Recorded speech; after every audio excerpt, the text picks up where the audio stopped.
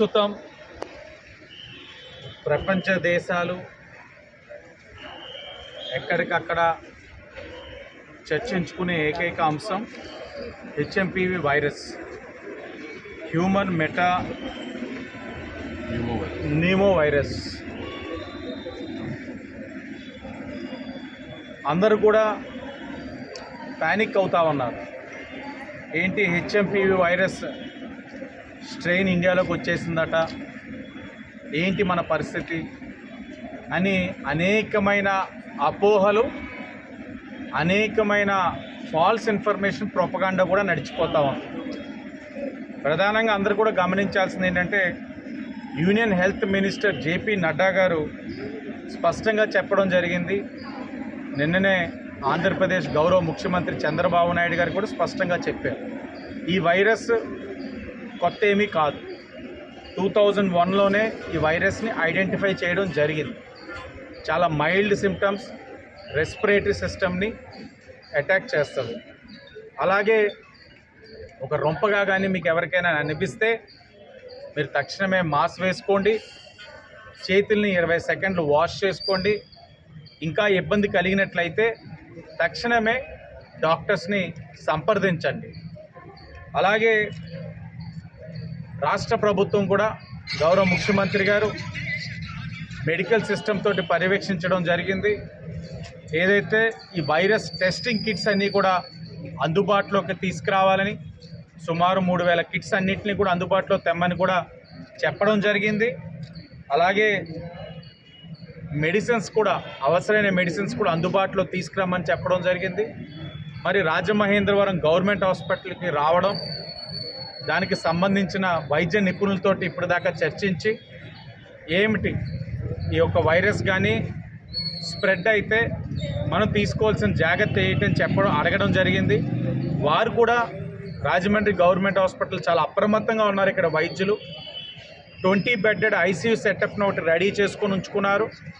Oxygen availability, అలాగే ఏదైతే oxygen pipe lines కూడా ఎలా ఉన్నాయన్నది కూడా మాక్ డ్రిల్ కూడా చేసి దాన్ని అంతా కూడా రెడీ చేసుకొని ఉంచుకోవాలని కూడా వారికి విజ్ఞప్తి చేయడం, వారు కూడా అదే ఆలోచనతో ఉండడం కూడా జరుగుతూ ఉంది.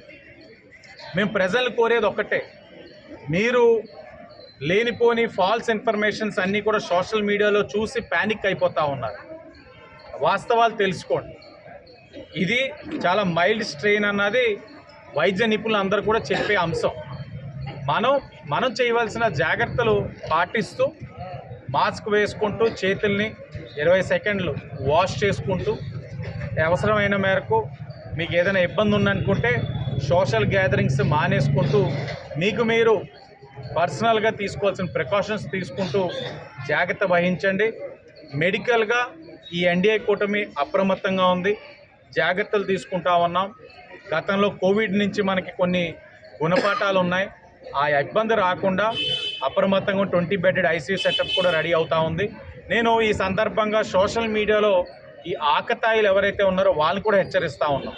మీరు లేనిపోని వీడియోస్ అన్నీ తీసుకొచ్చి చైనాలో ఇలా చనిపోతూ ఉన్నారట, ఆంధ్రప్రదేశ్లో వచ్చేసిందట, మండపేటలో వచ్చేసింది, పిఠాపురంలో వచ్చేసింది, రాజమండ్రిలో వచ్చేసిందని ఫాల్స్ ఇన్ఫర్మేషన్స్ మీరు పాస్ చేసి ప్రజల్ని ప్యానిక్ చేస్తే మాత్రం కఠినమైన చర్యలు ఉంటాయి. మేము ఇప్పుడు మాట్లాడింది వాస్తవం. మీకు ఓపిక ఉంటే వాస్తవాలు ప్రజలు తెలియచేయండి.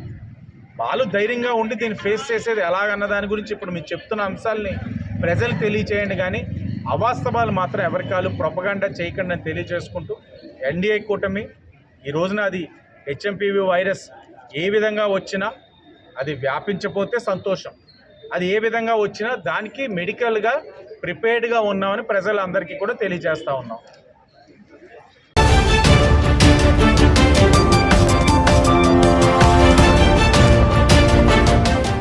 పేపర్ మిల్లు లాకౌట్ అని చెప్పి బోర్డు పెట్టడం అనేది చాలా హై డ్రామా. రాత్రి 10:30కే ఈ డ్రామాకి తెరదించి లాకౌట్ ఎత్తేసామని చెప్పి చెప్పడం జరిగింది. ఎందుకంటే ఇది కేవలం మిల్లుల్లో పనిచేసేటువంటి ఎంప్లాయీస్ని భయభ్రాంతులు చేయడం కోసమే లాకౌట్ అని నోటీస్ బోర్డు పెట్టడం జరిగింది. ఇదంతా కూడా ఒక కుమ్మక్క వ్యవహారం.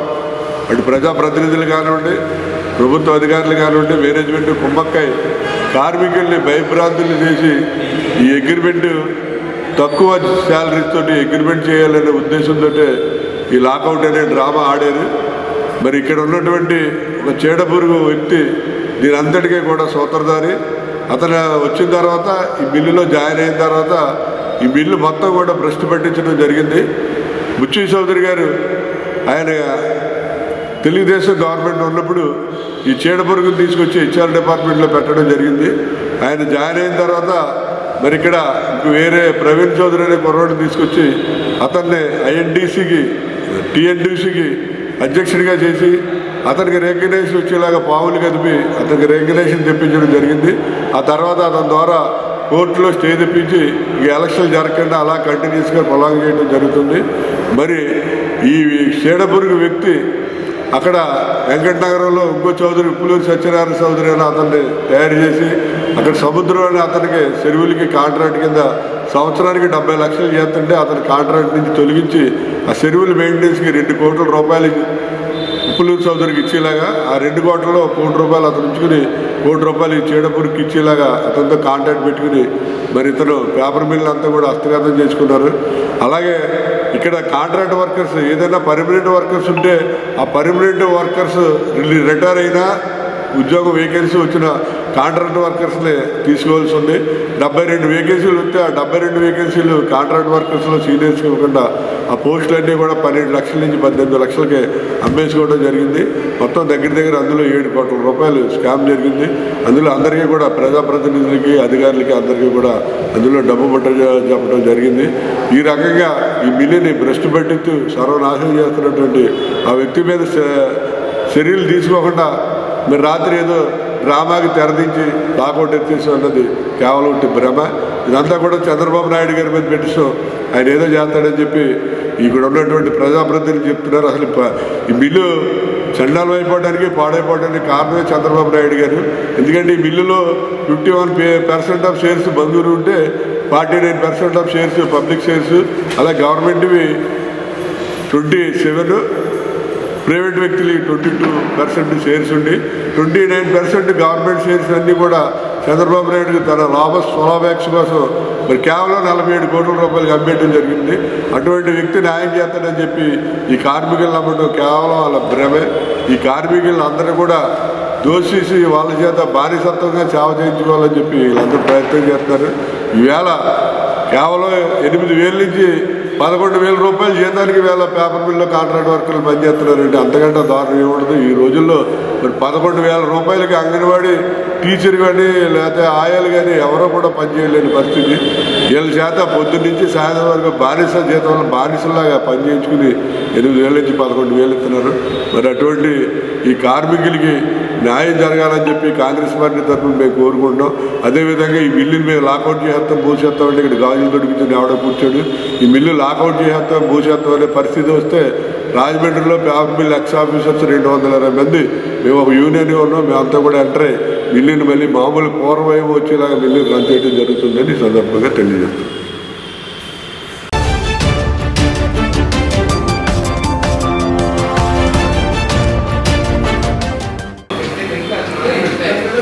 రాజమహేంద్రలోకే కాదు ఈ రాష్ట్రానికే ఆంధ్ర పేపర్ మిల్ అనే పేరు పడే పేపర్ మిల్ సమస్య కార్మికుల సమస్యలతో కొట్టుమిట్లాడుతుంటే ఆ చుట్టుపక్కల కూడా ఇక్కడ ఎంపీగా చేసి ఎమ్మెల్యేగా పోటీ చేసిన భరతరామ్ గారు కనబడకపోవడం శోచనీయం. మరి ఆదిరెడ్డి భావని గారు ఎమ్మెల్యేగా ఉన్నప్పుడు వైసీపీ చోటామోటా నాయకుల చేత మాట్లాడించేవారు ఎమ్మెల్యే గారు ఎక్కడా అని. మరి ఇవాళ మేము ప్రశ్నిస్తున్నాం మిమ్మల్ని. అక్కడ పేపర్ మిల్ కార్మికులు కూడా ప్రశ్నిస్తున్నారు. ఎంపీ గారు ఎక్కడా అని మేము అడగడంలా సమస్యలు తప్పించుకొని తిరుగుతున్నారు అనేది వారు చెప్తున్నారు. గత ప్రభుత్వంలో జరిగిన అవినీతి వల్లే దగ్గర పేపర్ మిల్ కార్మికులందరూ చిన్నాభిన్నంగా అయిపోయి ఎక్కడ యాజమాన్యం లెక్క చేయలేని పరిస్థితులు ఇవాళ లాకౌట్ చేసే విధంగా యాజమాన్యం ఉందంటే అప్పుడు చేసిన వైసీపీ గవర్నమెంట్ విధి విధానాల వల్లే అనేది ఇవాళ అర్థమైంది. ఇవాళ పేపర్ మిల్లులో ఉన్న కార్మికులకి, యూనియన్ నాయకులకి. ఎందుకంటే దాదాపు ఈ ప్రభుత్వానికి ముందు ప్రభుత్వం చంద్రబాబు నాయుడు గారు హయాంలో చేసిన అగ్రిమెంట్లు, ఆ రోజు ఎమ్మెల్సీగా ఆదిరెడ్డి అప్పారావు గారు, గన్నికృష్ణ గారు ఉంటూ మంచి అగ్రిమెంట్ తీసుకొచ్చారు పితాని సత్యనారాయణ గారు మినిస్టర్గా ఉండగా. దాన్ని సాధించకపోగా ఈ గవర్నమెంట్ తొంగలోకి తొక్కింది. మరి ఇవాళ సమస్య వస్తే మళ్ళీ ఆ ఇంటి నుంచే ప్రశ్నించేవారు, ఆ ఇంట్లో మగవాళ్ళు ఎవరో పోటీ చేయరా అని. ఆ పోటీతత్వంతో ఒకే ఒక్కడు బయటకు వచ్చాడు, మంచి మెజార్టీతో నెగ్గారు ఆదిరెడ్డి వాసు గారు. ఇవాళ మళ్ళీ ఆ సమస్యని ఆయన భుజాల స్కంధాల మీద వేసుకొని కూటమి నాయకులతో ఆ సమస్యను పరిష్కరించే దిశగా ఆయన కార్యక్రమం తీసుకుంటూ, అలాగే ఎంపీ గారు కూడా ఎమ్మెల్యేలందరినీ కలుపుకొని చంద్రబాబు నాయుడు గారి దగ్గర తీసుకెళ్ళి ఈరోజు మళ్ళీ టీఎన్టీసీ కూటమి నాయకులే ఇవాళ మళ్ళీ కార్మికులకి అండగా నిలిచారు. ఏదైతే అధికారంలో ఉండగా అప్పుడు తప్పులు చేశారు కాబట్టి ఈ రోజున ఎంత సమస్య జరుగుతున్నా సరే మరి అక్కడికి రాకపోవడం చాలా విచారకరణం. ఏదైతే మరి గత కార్మికులకు ఏదైతే మరి ఆ రోజున అన్యాయం చేశాడో అందుకనే ఈ రోజున మరి మన గత ఎలక్షన్లో కూడా కార్మికులు పెద్ద ఎత్తున ఇక్కడ స్థానిక మరి ఎమ్మెల్యే గారి మెజార్టీ తేవడం కూడా మనం చూసాం. కార్మికులు అన్యాయం చేశారు కాబట్టి ఈ రోజున మరి భరత్ రామ్కి ఈ రోజున పెద్ద ఎత్తున మరి నిరసనలు కూడా వస్తున్నాయి. ఈ రోజున ఏదైతే మరి రాజమండ్రి నగర శాసనసభ్యులు ఆదిరెడ్డి శ్రీనివాసరావు గారు కానీ, అలాగే రూరల్ ఎమ్మెల్యే కానీ, రాజానగర్ ఎమ్మెల్యే కానీ, మరి రాజమండ్రి పార్లమెంటు సభ్యులు కానీ, అలాగే మరి మరి మినిస్టర్ గారు కానీ మరి చంద్రబాబు నాయుడు గారితో మరి ఏదైతే కార్మికుల సమస్యల మీద మరి చర్చించి మరి కార్మికుల్ని సమస్యలు అన్ని సద్వినియోగం చేసేలాగా దిశగా మరి చంద్రబాబు నాయుడు గారితో చర్చలు జరగడం కూడా జరిగింది. దాని మీద హైపవర్ కమిటీ కూడా వేయడం జరిగింది. త్వరలోనే అగ్రిమెంట్లు కూడా సక్రమంగా చేస్తారు. కార్మికులతో మాట్లాడి వారు చేస్తున్న సమ్మెతో మరి నిన్న ఎమ్మెల్యే గారు అలాగే మరి రాజానగర్ ఎమ్మెల్యే గారు సమక్షంలో మరి కూటమి నాయకులంతా కలిపి నిన్న చర్చిల్లో పేపర్ మిల్లు యాజమాన్యంతో కూడా లాక్డౌన్ విరమించి మరి ఏదైతే ఎన్డీఏ కూటమి నాయకులు అందరూ ముందుండి నడిపించి ఏదైతే మరి ఇక్కడ కార్మికుల సమస్యలను మరి త్వరగా మరి పరిష్కరిస్తారు. ఏదైతే చంద్రబాబు నాయుడు గారు ముఖ్యమంత్రి దృష్టిలో ఉంది, అలాగే ప్రిన్సిపల్ సెక్రటరీ గారు కూడా హైపవర్ కమిటీతో ఎప్పటికప్పుడు చర్చిస్తున్నారు. ఇప్పటికైనా భరత్ రామ్ గారికి సిగ్గుపడాలి. ఏదైతే గత 5 సంవత్సరాల్లో మీరు ఈ కార్మికుల సమస్యలు చేయకుండా నిర్లక్ష్యం చేశారో మరి ఈ రోజున కనీసం వాళ్ళు పరామర్శించే ధైర్యం కూడా మీకు లేదు. కనుక ఖబర్దార్, వచ్చే రానున్న రోజులు అతి త్వరలోనే మంచి అగ్రిమెంట్ అవుతుంది. చాలా ముఖ్యమంత్రి గారు పవన్ గారి ఆధ్వర్యంలో తెలియజేస్తుంది.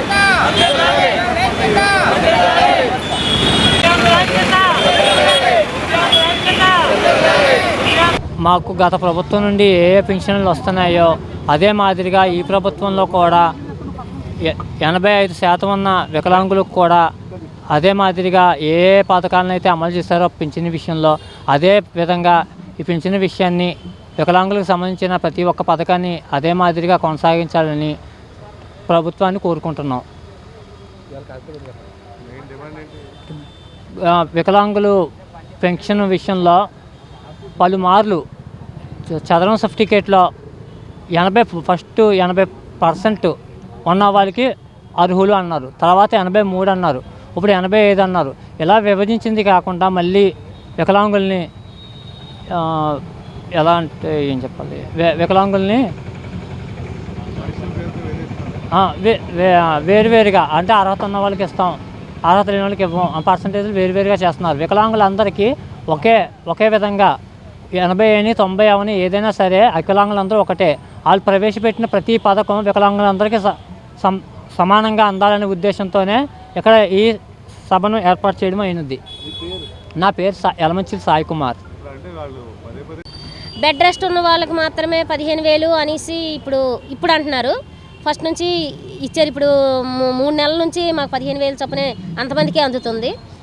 కొంతమందికి ఇంకా అందకపోయిన వాళ్ళకి అనమాట గవర్నమెంట్ హాస్పిటల్కి వెళ్ళి 95-85% ఉన్నవాళ్ళు పెట్టుకోవచ్చు అని కూడా చెప్పారు. అదేవిధంగా చాలామంది 2 సార్లు 3 సార్లు కూడా పెట్టుకోవడం జరిగింది అప్లికేషను. అక్కడ డాక్టర్లు కూడా వెరిఫికేషన్ చేయడం జరిగింది. కానీ అయినా ఇప్పుడు మళ్ళీ 15,000 పింఛన్స్ అంటూ ఆపేశారు. మళ్ళీ ఇప్పుడు ఇంటింటికి వచ్చి వెరిఫికేషన్స్ అంటూ మళ్ళీ మొదలుపెట్టారు. వికలాంగులు ఎప్పుడు వికలాంగులే, కానీ మీకు తెలుసు దివ్యాంగులు మళ్ళీ మంచి వాళ్ళు అంటూ అయిపోరు. మేము కష్టపడలేమండి. ఒక్కాలైనా 2 కాలైనా కన్ను లోపమన్నా, చెయ్యి లోపమన్నా, కాళ్ళు లోపమన్నా ఏదైనా ఒకటేనండి. మేమైతే దివ్యాంగులమేనండి. ఇంకా మేము మంచి వాళ్ళం అంటూ అవ్వలేము కూడా. సకలాంగులతో సమానంగా మేము అవ్వాలంటే ఇంకా అవ్వలేమండి. మాకు ఇంకా దేవుడిచ్చిన వరం ఇది, అంతే. ఇంకా ఆ దేవుడిచ్చిన వరాన్ని అనమాట మాకు ఈ ప్రభుత్వంలో ఉన్న వాళ్ళు ప్రతి ఒక్క నాయకులు కూడా మాకు గుర్తించి మాకు అందవలసిన పింఛన్స్ కరెక్ట్గా అందినట్టు చెయ్యండి. అంతేగాని మళ్ళీ 100 సార్లు ఆ హాస్పిటల్ కానీ ఈ వెరిఫికేషన్స్ అని ఇలాగ ఆపేస్తామని, లేకపోతే ఎంక్వైరీలని ఇలాంటివి అన్నీ మాకు కొంచెం ఆప్ చేస్తే సరిపోతుంది. అలాంటివి అంటే మేము చేయలేమండి. ఇంకా మేము కూడా తిరగలేము. ఈరోజు నా పేరు కేవీవి సత్యనారాయణ. నేను human right council for India district ప్రెసిడెంట్ని. ఈరోజు దివ్యాంగులు వారు ఆందోళన చెందుతున్నారు. ప్రభుత్వం మరలా ఈ దివ్యాంగుల మీద రకరకాల పరీక్షలు పెట్టి మళ్ళీ వాళ్ళ కేవలం బెడ్కే పరిమితమైన వాళ్ళకి మాత్రమే పాత పెన్షన్ కొనసాగిస్తాము, బెడ్ మీద లేని వాళ్ళకి పెన్షన్ కొనసాగించలేము అన్నట్టుగా వార్తలు వస్తున్నాయి. మరి బెడ్ మీద ఉన్న వాళ్ళకే కాకుండా కాళ్ళు చేతులు లేని వాళ్ళు ఈరోజు గవర్నమెంటే కల్పించింది 3 చక్రాల బండి. ఆ 3 చక్రాల బండి మీద ఒక చోట నుంచి మరో చోటకు తిరుగుతూ కాలక్షేపం చేయటమో దేనికో ఉపయోగించుకున్నారు. అట్లాంటి వాళ్ళు మరి ఈ 15,000 రూపాయలు ఇచ్చే దాంట్లోంచి కట్ చేస్తాము, కేవలం బెడ్కే పరిమితం అయితే వాళ్ళకి మాత్రమే ఉంటుందనేటప్పటికీ ఈ దివ్యాంగ సోదరులందరూ కూడా ఈరోజు ఎంతో మానసిక ఉద్రేకానికే కాకుండా తీవ్ర ఆందోళనకు చెందుతున్నారు. మరి ఇలాంటి దివ్యాంగులకి ఈ రకమైనటువంటి మానసిక ఆందోళన కల్పించాల్సినటువంటి అవసరం ప్రభుత్వానికి ఉందా అని నేను అడుగుతున్నాను.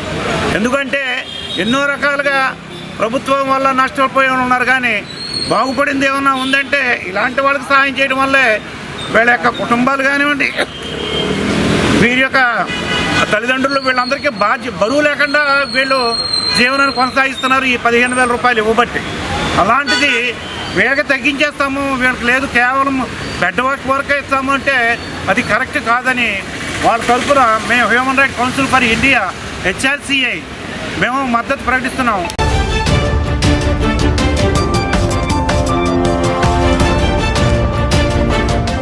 ఏదైనా చేయగలుగుతాం. ఒక చెయ్యి ఏం చేయలేదు, చెయ్యి కలిసి ఏదైనా చేస్తాం. అలాగే ఒక సురేష్తో పాటు తోటి కార్మిక సోదరులు ఎవరున్నారో మీరందరూ కూడా సహకరించి పెట్టి కూడా ఈ రోజుని యూనియన్ సిద్ధివినాయక ఆటో యూనియన్ చక్కగా నడుస్తున్న విషయాన్ని మీ అందరికీ కూడా మరొకసారి మనవి చేసుకుంటున్నాను.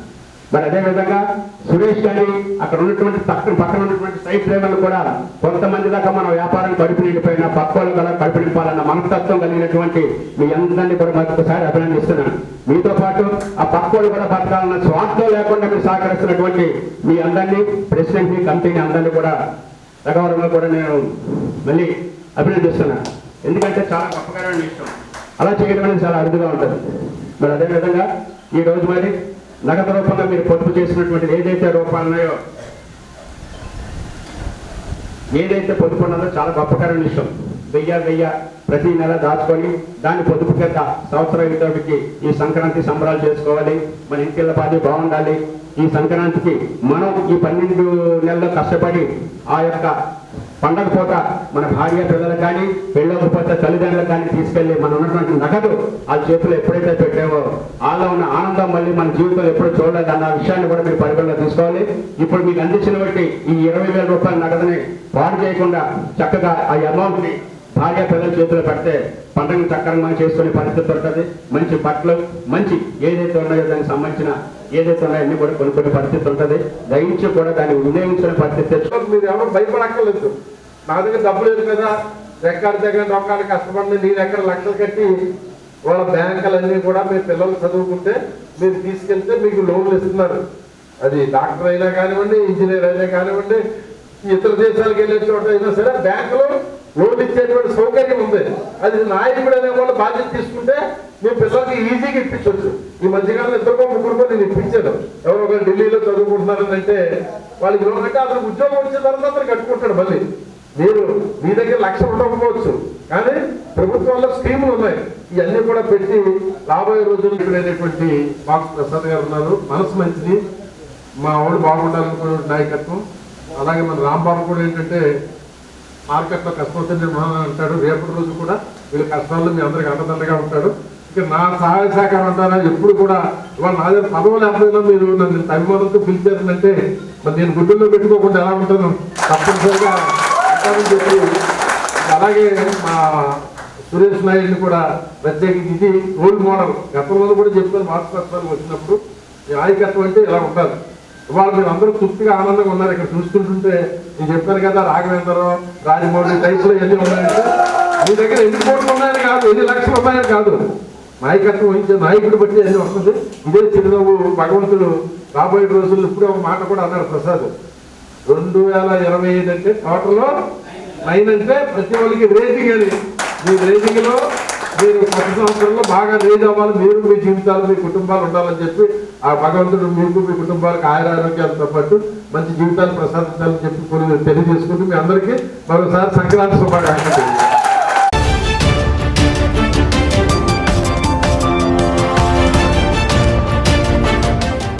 పిల్లలు ఉండేవారు అన్నమాట. ఆ సంఘాన్ని నడిపేవారు. అటు వచ్చిన డబ్బులు పిల్లలకి చదువులకి నిమిత్తం ఇచ్చేవారు అనమాట. ఎంతోమంది పిల్లల్ని ఆ సిమెంట్రిపేటలో ఎంతోమంది పిల్లల్ని చదివించారు. ఆయన్ని ఆదర్శంగా తీసుకుని విద్యార్థులకి సహాయం చేశాను. ఇప్పటికీ 156 మంది పిల్లలకి సహాయం చేశాను. 10 మంది వరకు ఉద్యోగాలు వచ్చినాయి. వాళ్ళకి సంబంధించి మార్టిన్ గారు, ఈయన కూడా ఆయన వారసుడు పాస్టర్ గారు అనమాట. మా సెయింట్ థామస్ లూథరన్ చర్చికి, నెల్సన్ మెమోరియల్లో లూథరన్ చర్చికి కూడా పాస్టర్ గారుగా ఉన్నారు. మేము కూడా ఈ సంఘానికే వెళ్తాము.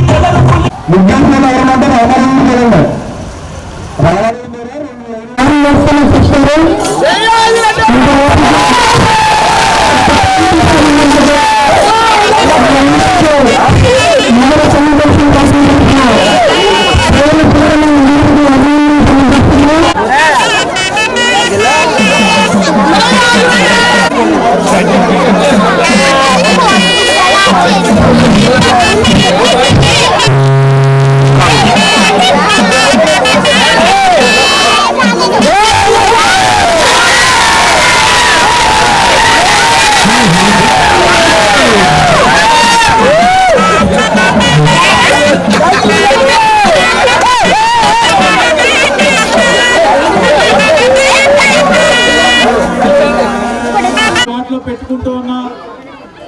ప్రతిపక్షంలో ఉన్నప్పుడు కూడా ముగ్గులు పోటీలు పెట్టుకున్నాం. ఈరోజు అధికారంలో వచ్చిన తర్వాత కూడా పెట్టుకుంటా ఉన్నాం. రేపు భవిష్యత్తులో కూడా ఇక్కడ ఉన్న మహిళా మనులందరూ కూడా మీకు ముగ్గులేసే ఓపుకున్నంత వరకు ప్రతి సంవత్సరం ముగ్గులు పోటీలు పెట్టే బాధ్యత మాది. ఈ వాటికి ఒక ప్రత్యేకత ఉంది.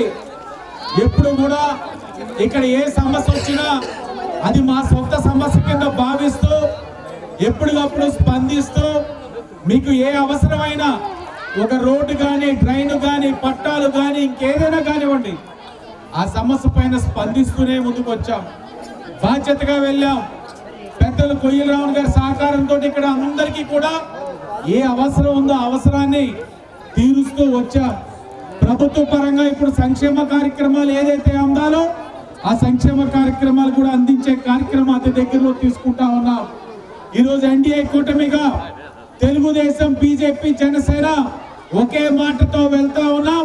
రాష్ట్రాన్ని అభివృద్ధి పదంలో తీసుకెళ్లాలన్న సంకల్పంతో పనిచేస్తా ఉన్నాం. ఈరోజు మీ అందరినీ కోరేది ఒకటే, ఇక్కడ శాసనసభ్యుడిగా మంచి మెజార్టీ ఇచ్చారు. 45వ వార్డు మీరు ఇచ్చిన మెజార్టీని ఎప్పుడూ మరవం.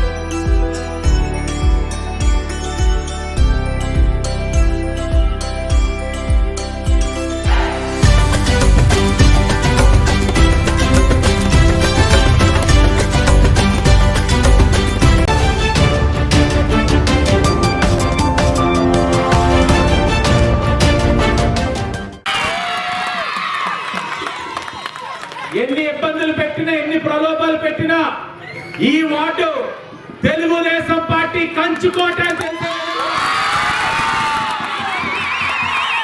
2019లోని మంచి మెజార్టీ ఇచ్చారు. మొన్న ఎన్నికల్లో దానికి రెట్టింపు మెజార్టీ ఇచ్చారు. మీ రుణం ఎప్పుడు మనం బాధ్యతతో ఉంటాం. ఈ వార్డులో ఏ సమస్య ఉన్నా స్పందిస్తూ ఆ సమస్యను తీర్చేందుకు మీ శాసనసభ్యుడు, మీరు ఓటేసి నెగ్గించిన శాసనసభ్యుడు కృషి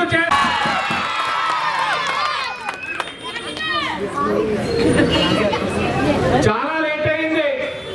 చూడాల్సిన పరిస్థితే వస్తే ఇంకో గంటన్నర ఇక్కడే ఉండాలి.